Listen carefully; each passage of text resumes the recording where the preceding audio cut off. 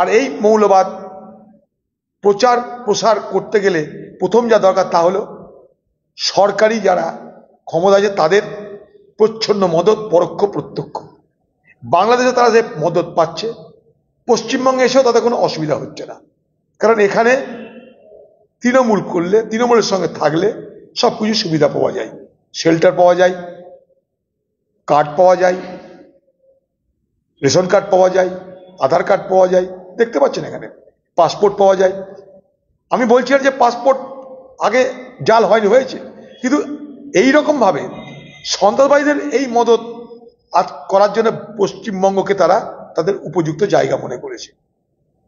কারণ এখানে তো কোনো বাধা নাই কিছু করতে, এখানে ভোটে নিয়ে দরকার, এখানে অন্য কিছু আইন শৃঙ্খলা বলে কিছু নেই। আমি জানি না আসাম কি করে খবর পেল, কারণ আসামের পুলিশ হঠাৎ এত যোগ্য তৎপর পুলিশ হয়ে গেল কি করে আমার জানা নাই। আসাম পশ্চিমবঙ্গ সরকার মিলিয়ে তারা ধরছে জঙ্গি। আমাদের দেখতে হবে সেই জঙ্গি কত বড় জঙ্গি, প্রকৃততে তাদের পরিচয় কি আমরা কেউ জানি না। কিন্তু এটা ঘটনা যে আশঙ্কা করা খুব স্বাভাবিক, যে বাংলাদেশের সঙ্গে ভারতবর্ষের যে সীমানা, এই সীমানা পোরাস শতচ্ছিদ্র সীমানা, এই সীমানা দিয়ে আরামসে বাংলাদেশের জঙ্গি বাহিনী, বাংলাদেশের মৌলবাদ, যাদেরকে জেলখানা থেকে সবকে খুলে দেওয়া হয়েছে, ইউনূস এসে বাংলাদেশের সমস্ত জেল খুলে দিয়েছে, সেই সমস্ত জেল থেকে সমস্ত অপরাধীদের সেখানটায় ছেড়ে দেওয়া হয়েছে। ফলে তারা তাদের এলাকা বিস্তারের জন্য ভারতবর্ষকে তো টার্গেট করবেই। ভারতবর্ষের মধ্যে তারা টার্গেট করবে পশ্চিমবঙ্গের, কারণ সেখানে ভাষার মিল, চেহারার মিল, পোশাকের মিল, খাদ্যের মিল, কেউ কাকে ধরতে পারবে না।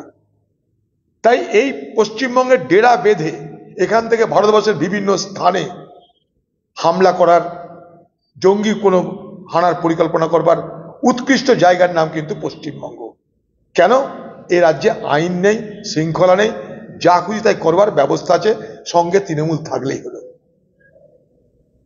অতএব এটা ভয়ঙ্কর বিপদের, ভয়ঙ্কর চিন্তার কারণ। দেখুন, এটা তো আমাদের আশঙ্কার মধ্যে আছেই, এবং এই আনসারুল বাংলা বাংলাদেশের আজকের না, পুরানা জঙ্গি সংগঠন। তো প্রথম যেটা আমার বক্তব্য সেটা হচ্ছে যে এতদিন ভারতবর্ষের সরকার তারা বাংলাদেশের আভ্যন্তরীণ এই পরিবর্তনের বা বাংলাদেশের আভ্যন্তরীণ যে অবস্থা ভয়াবহ হতে চলেছে তা আগাম কেন বুঝতে পারল না। আমি আগেও বলেছি যে কোনো জঙ্গি সংগঠন, মৌলবাদ যারা, মৌলবাদীদের কোনো ভূগোল নেই, কোনো বাউন্ডারি নেই, কোনো সীমানা নেই। মৌলবাদ পৃথিবী বিস্তৃত। আপনি মৌলবাদ আফগানিস্তানে আছে, সোমালিয়ায় আছে, ইউরোপে আছে, এশিয়ায় আছে। তারা কোনো বাউন্ডারি মানে না, অর্থাৎ তাদের কোনো ভূগোল নাই। তারা কি চাই? তাদের এলাকার বৃদ্ধি চাই, তাদের প্রভাব প্রতিপত্তি বাড়াতে চাই। যেমন ভাবে ইরাক আক্রমণের পর বা সাদ্দাম হোসেন চলে যাওয়ার পর, যখন ইরাক থেকে সিরিয়া পর্যন্ত যে বিস্তীর্ণ এলাকা, একদিকে ইরাক থেকে আরম্ভ করে সিরিয়া, আফগানিস্তান, লক্ষ্য করে দেখুন, এই টোটাল এলাকাটাই আইসিস তাদের উত্থান ঘটল, একটা জঙ্গি সংগঠন যারা আল কায়দার মতন মৌলবাদে বিশ্বাস করে। যখনই আল কায়দাকে, বিন লাদেনকে ধ্বংস করে মেরে দেওয়া হলো, তারপরে এই শক্তির উত্থান ঘটলো কোথায়? আফগানিস্তানে নয়, সিরিয়া, ইরাক, এই লেভ্যান্ট অঞ্চলে। তারা নিজেকে কি বলল? যে আমাদের আলাদা আরেকটা খালিফ হবে। ইসলামে কিন্তু খালিফ আর হয় না, কুরআনে বলে দেওয়া আছে শেষ খালিফ, আর খালিফ হয় না। কিন্তু এরা নিজেদেরকে নতুন খালিফ বলে পরিচয় দিয়ে খিলাফতি শাসন কায়েম করার চেষ্টা করল। কারণ তারা কোনো সীমানা মানে না। সিরিয়ার একটা বিস্তীর্ণ এলাকা নিয়ে তারা তাদের সাম্রাজ্যের কথা ঘোষণা করলো। তাদের হত্যাকাণ্ড, তাদের হিংসা, তাদের বর্বরতা দেখে পৃথিবী স্তম্ভিত। নারীদেরকে লুট করে নিয়েছে যারা, ভাগ করিত নিজেদের মধ্যে, লুটের মাল দারিয়ামে ডাল। এই যাদের মৌলবাদের চরম বিকৃতি আমরা দেখেছি। তো আজকে বাংলাদেশে এই মৌলবাদের যে রমরমা চলছে, এটাকে যদি বাড়তে দেওয়া হয়, এটা যদি বেড়েই চলে, এটাকে যদি চেকমেটিং এ রুখার ব্যবস্থা না করা হয়, তাহলে এই বাংলাদেশ এবং এই বাংলাদেশের মৌলবাদীরা আগামী দিনে ভারতবর্ষের পূর্ব সীমান্তে এক ভয়ঙ্কর বিপদের সৃষ্টি করবে। কারণটা কি?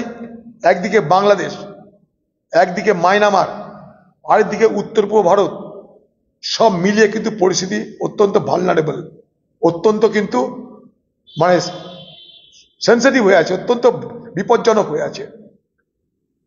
আর এই মৌলবাদ প্রচার প্রসার করতে গেলে প্রথম যা দরকার তা হলো সরকারি যারা ক্ষমতা আছে তাদের প্রচ্ছন্ন মদত, পরোক্ষ প্রত্যক্ষ।